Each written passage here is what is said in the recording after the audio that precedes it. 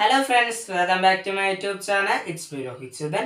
ഇപ്പോൾ ഞാനിന്ന് വായിക്കാൻ പോകുന്നത് MLA മണിയും 10ാം ക്ലാസ് കുസ്തിയും എന്ന സിനിമയിലെ അമ്പലപ്പുഴ കടവിൽ വച്ചോ മുണ്ടകപ്പടവരമ്പിൽ വച്ചോ മാൻമിഴയാം പൂങ്കിളെ കണ്ടു ഞാൻ എന്ന സോങ് ആണ്. അപ്പോൾ ശരി ഗൈസ്, ഇന്നത്തെ വീഡിയോയിലേക്ക് പോകാം.